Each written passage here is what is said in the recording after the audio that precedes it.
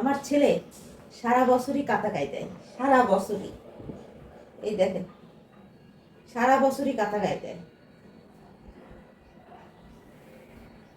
অনেক দিন থেকে কোনো লং ভিডিও পোস্ট করা হয় না, তো ভাবলাম সকাল থেকে আজকে কিছু কিছু কাজের একটু ভিডিও পোস্ট করব তোমাদের কাছে।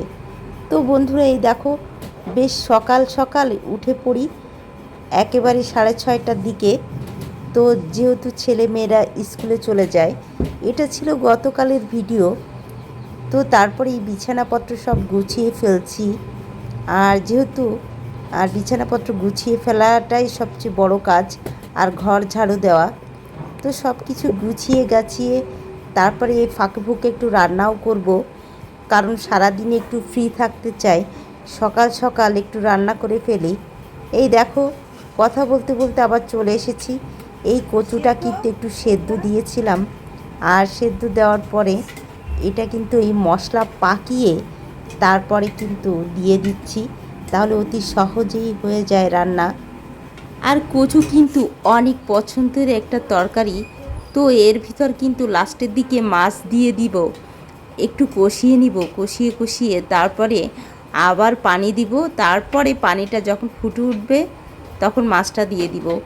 তো বন্ধুরা, আর এই কচুটা কিন্তু সেদ্ধ করে নিলে আরও কিন্তু বেশ তাড়াতাড়ি হয়ে যায়, অল্প ঝোল দিলে হয়ে যায়। এদিকে চলে আসলাম কচুটা একটু ঢাকা দিয়ে, এসে এই দেখো বাকি বিছানাটুকু আবার গুছিয়ে ফেললাম। সকাল সকাল কাজ গুছিয়ে ফেললে বেশ ভালোই লাগে। তারপরে চলে যাব স্কুলে, বাচ্চাদের নিয়ে আসা একটু ব্যস্ত হয়ে যায়।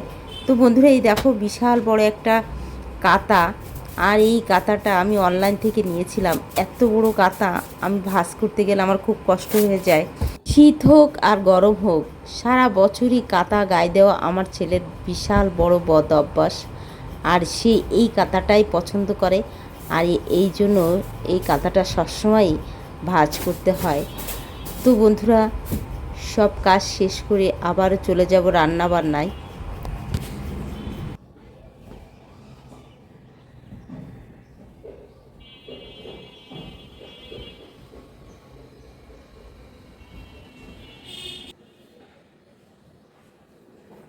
এই কাঁথাটা এত বড়, ভাঁজ করতে গেলে জীবন শেষ, আগা মাথা খুঁজে পাই না কোন পাশ দিয়ে করব।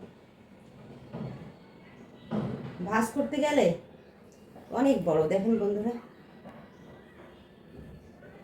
আমার ছেলে সারা বছরই কাঁথা গায়ে দেয়, সারা বছরই। এই দেখেন, সারা বছরই কাঁথা গায়ে দেয়।